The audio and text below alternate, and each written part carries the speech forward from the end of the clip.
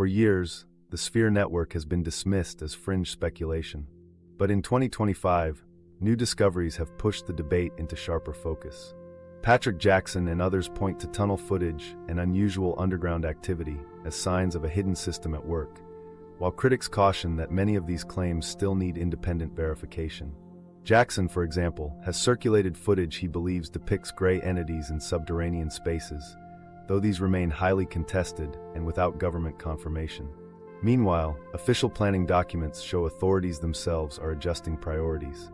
The U.S. Space Force's 2025 AI and monitoring strategy outlined increased emphasis on orbital anomaly tracking.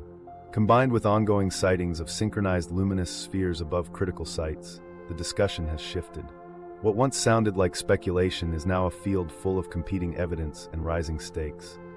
And the next step is to examine how this debate is reflected in the latest 2025 reports. The 2025 Sphere Network Update. The 2025 Sphere Network Update illustrates how much the conversation has shifted in the past 2 years. Independent trackers and mainstream coverage now point to a significant uptick in documented UAP and orb reports since 2023. These are not just rumors circulating online, but include official case logs from aviation authorities, radar operators, and specialized analysts responsible for flight safety. Taken together, the consistent rise in documented incidents suggests that sightings are occurring more frequently and are being treated with greater seriousness by those tasked with monitoring the skies. Rather than a few isolated accounts, there is now a broader global picture forming. Analysts like Patrick Jackson have compiled datasets describing simultaneous observations across South America, Europe, and the Pacific. Whether drawn from pilot reports in controlled airspace, clustered sightings near military exercises, or ground teams logging repeated airborne patterns, these accounts all point to activity that transcends regional borders. Where earlier reporting could be dismissed as anecdotal, today's tallies across multiple continents reinforce the sense of something operating at planetary scale. Support for that perspective has grown as official agencies begin to echo some of the descriptions long kept within research circles. U.S. Space Force documents released in 2025 outlined an artificial intelligence-driven expansion of space domain awareness, a program explicitly designed to catalog orbital anomalies, track unidentified objects, and refine real-time monitoring across orbital layers. This terminology stops short of identifying luminous orbs, but it closely corresponds to the observations that independent researchers have cataloged over the last decade. Put simply, the same patterns that once appeared in civilian reports are now being studied in the same regions by official defense planners. Beyond the policy language, credible sources have underscored the repeating behaviors that make these sightings distinct. Media investigations and academics studying flight safety patterns have described formations that recurred with geometric precision, equilateral spacing, parallel arcs of movement, and synchronized pulsing across multiple altitudes. Such repeatability indicates a structured system rather than natural phenomena or chance alignments. When documented consistently, these patterns help explain why even cautious agencies have begun including orbital anomalies in their planning. What matters most is the question of intent. Data consistency shows that these objects are structured events, not weather interference or casual drone flights. They appear deliberately organized. Yet interpretation is where debate begins. One hypothesis sees a global surveillance system quietly observing human activity, tracking military operations and civil aviation with coverage so complete that almost nothing escapes notice. Another hypothesis frames the network as a protective infrastructure, perhaps maintaining an orbiting grid to detect or deflect environmental or cosmic hazards before they reach Earth's atmosphere. Neither reading has been conclusively proven, which leaves investigators with possibilities rather than answers. The correlation between periods of human activity and heightened sightings only sharpens that ambiguity.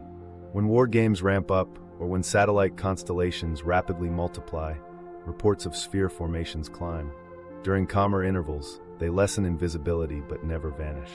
The system does not switch off, it adapts. These fluctuations show that the network can respond to human conditions, yet they do not reveal whether its role is adversarial or protective. Observers remain caught between the possibilities of surveillance and guardianship. What heightens this puzzle is the contrast between familiar aerospace behavior and what the data shows. Here, meteor streaks fragment unpredictably, while spheres maintain steady geometries.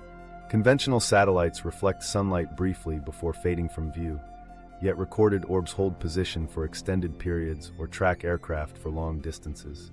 Instrument arrays catch radiation emissions consistent with directed energy, but cannot identify any terrestrial origin. The sum total points toward phenomena that operate according to a logic outside of ordinary aerospace function. Patrick Jackson once argued that the sphere network functions as a planetary defense grid, and his terminology was long considered a stretch. But in 2025, with a broader set of government papers addressing space domain awareness, and with public incidents mounting, the conversation no longer centers on whether spheres exist. The necessary question now becomes how to interpret their function. Researchers wrestle with whether to model the system as engineered infrastructure or as something altogether alien in architecture. The persistence of repeated forms across different cultures and continents has elevated the debate from niche speculation to one of mainstream concern. For those following closely, the character of the sightings remains critical. The formations exhibit layered architecture, with groupings recurring at different ranges above the Earth. Triangular patterns, concentric spacing, and tiered arrangements suggest design rather than chaos. Structured geometry is not just difficult to dismiss, it is almost impossible to attribute to accident. The conclusion reached by many analysts is that what we are monitoring is coordinated, precise, and engineered toward a long-term purpose. Where this leaves official agencies is complicated. Civil aviation investigators want to ensure flight paths remain safe, while defense planners cannot ignore repeated incursions into sensitive corridors. Yet without definitive proof of benign or hostile intention, the response remains limited to cataloging and observation.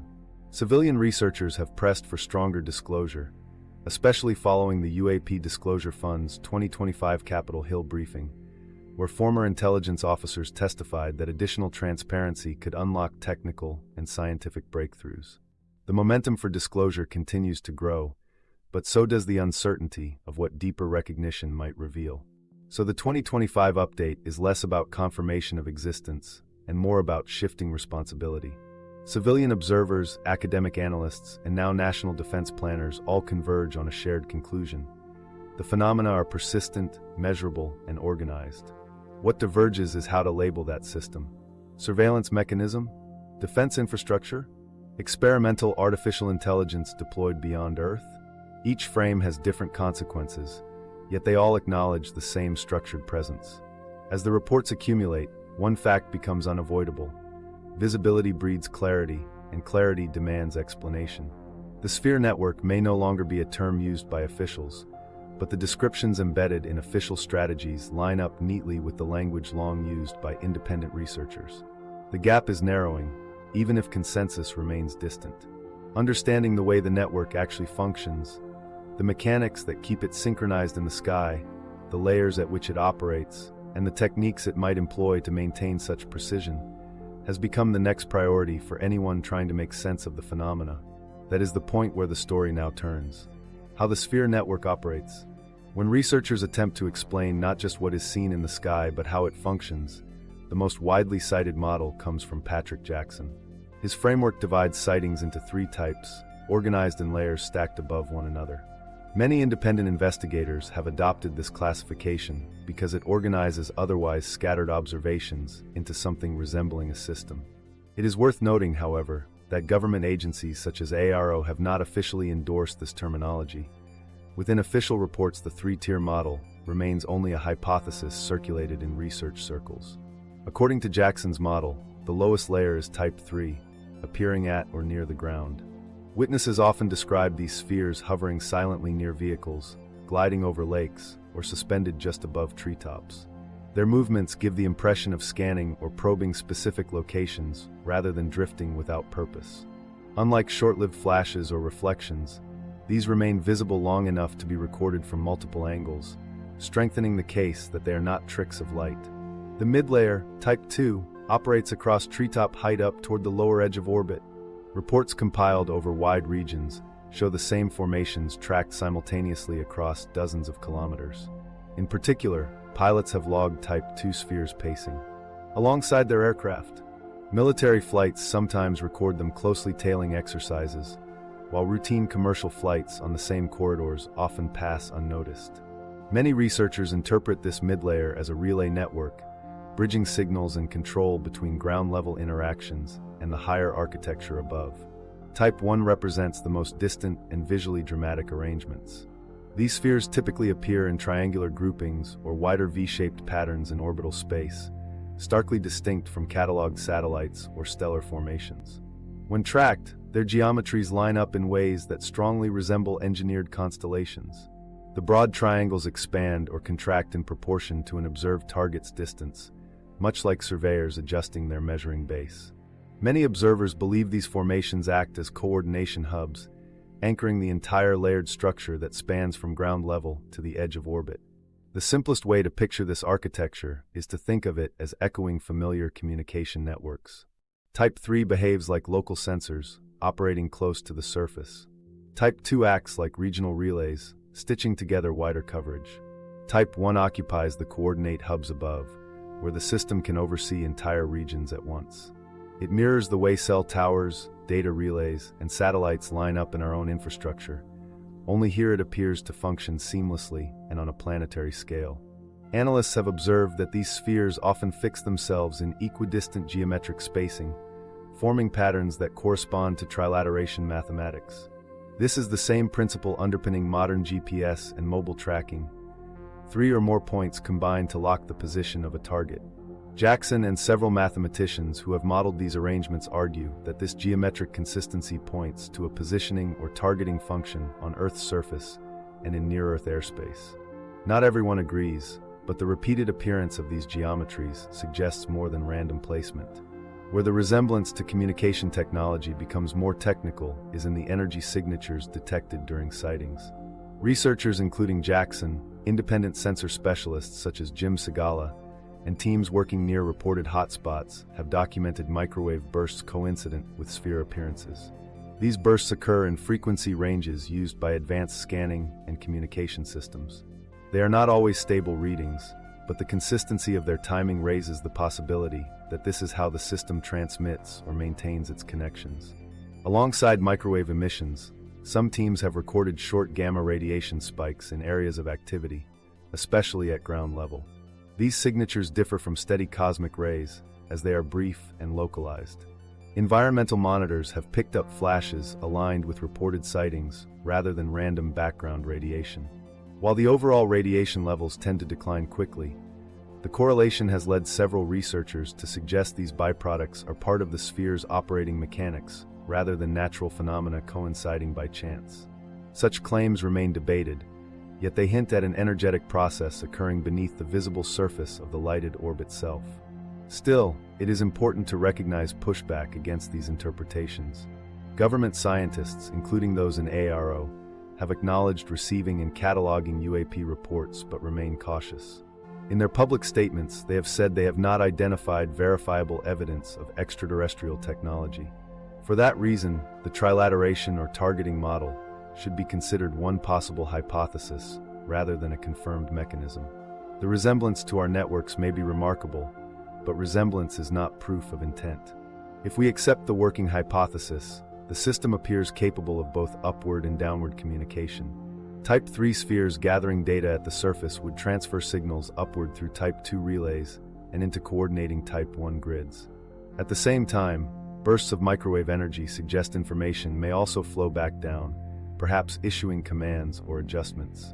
This bidirectional flow would allow the network to operate with redundancy. If one node disappears, others maintain the chain, ensuring that coverage remains intact. This resilience would make the array functional in ways our own terrestrial networks only approximate today.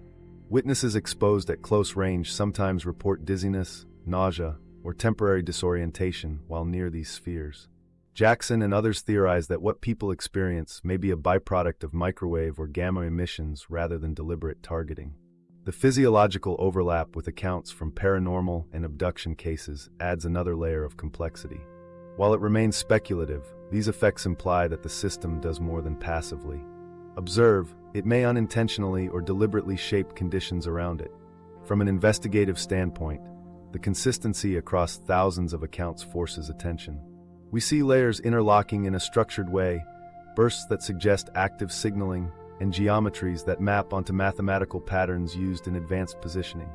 From ground to orbit, the behaviors align too closely with a working system to dismiss as coincidence. Whether it is surveillance, defense infrastructure, or something else entirely remains unresolved. The debate then shifts less around whether the layers exist, they are repeatedly observed, and more around what they signify. Our engineers constructed towers, relays, and satellites to guarantee coverage across Earth. The spheres appear to echo the same solution, though executed in ways still outside human capability. Similar principles appear at work, but on a scale and with an elegance that suggests a technology built to integrate seamlessly across the entire planet. This layered framework provides a foundation for thinking about the spheres as structured nodes in a network.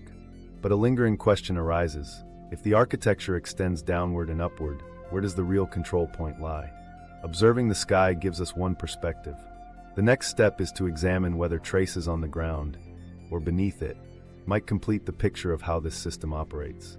Underground clues and tunnel discoveries. In 2025, discussion of the sphere network widened beyond aerial events when the focus turned to what investigators were uncovering beneath the surface. While skies remain the stage for luminous orbs and layered geometries, extensive tunnel systems came to light in Utah, central Turkey, and remote stretches of Argentina.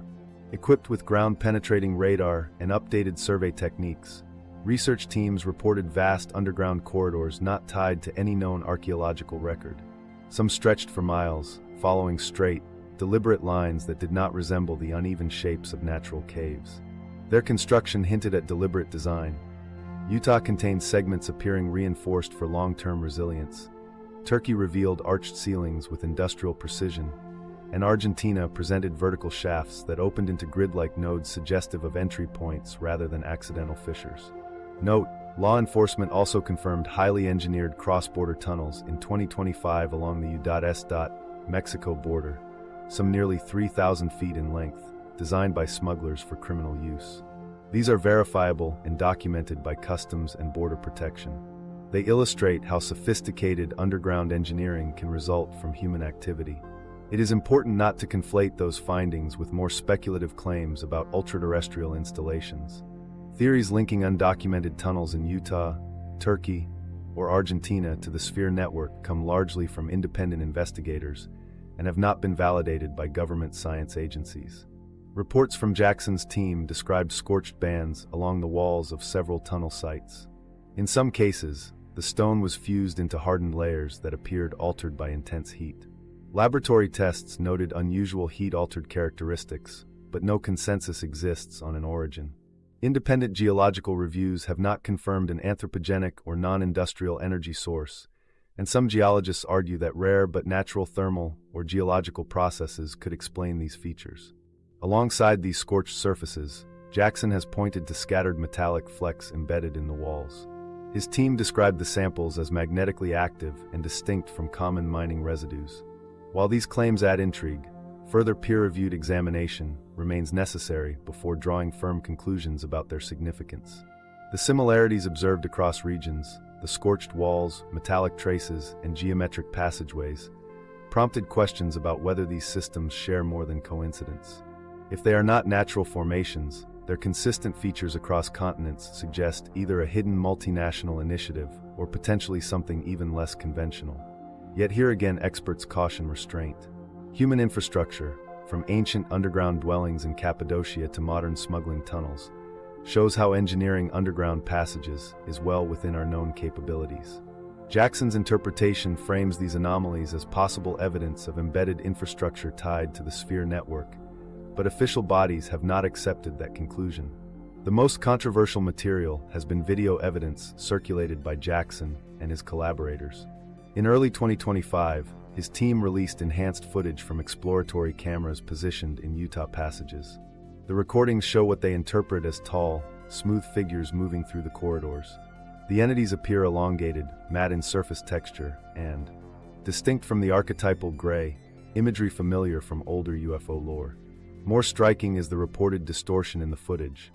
Frames seem inconsistent, as if time around the figure flexed slightly. Jackson interprets this as evidence of localized time distortion effects produced by advanced technology. However, these recordings have not been independently corroborated by third-party forensic laboratories or confirmed by government review. Without such verification, they remain disputed claims rather than established fact. Comparable reports emerged from separate expeditions in Turkey and Argentina. In each, the recordings depict a figure of similar proportions appearing to move without regard for the presence of the filming teams. In Argentina, one recording shows the figure briefly turning toward the camera before continuing onward without evident reaction. The consistency of these descriptions across distant sites makes the footage compelling for research groups who already favor the ultraterrestrial hypothesis. Yet scientists outside those circles emphasize the risks of interpreting light distortions or sensor errors as proof of non-human entities. Without rigorous validation, the possibility of technical artifacts or misinterpretation cannot be dismissed. If considered under Jackson's framework, the appearance of anomalous figures within tunnel networks would support a model in which the visible spheres above ground are only one layer of a much larger system. In this speculative model, subterranean nodes could represent hidden control centers, with the aerial orbs acting as the visible output of commands relayed from below. Energy appears to dissipate upward, visible as surface phenomena, while the actual infrastructure remains concealed underground. This offers a potential explanation for why certain regions have persistent sphere activity. If underground installations exist beneath them, then what observers see could be only the surface component of a deeper system. This hypothesis draws strength from the apparent overlap in surface events and subterranean anomalies. Many clusters of sphere sightings occur in areas where strange underground features or unexplained tunnels are alleged to exist. In Jackson's interpretation, scorched markings could reflect channels directing energy upward, metallic residues might be maintenance traces from equipment, and figures moving within the tunnels could serve roles akin to technicians. However, geological institutions, aerospace agencies, and government panels emphasize caution. None of these links have been verified through controlled study. Overlaying this with known patterns of surface sightings adds another layer of speculation.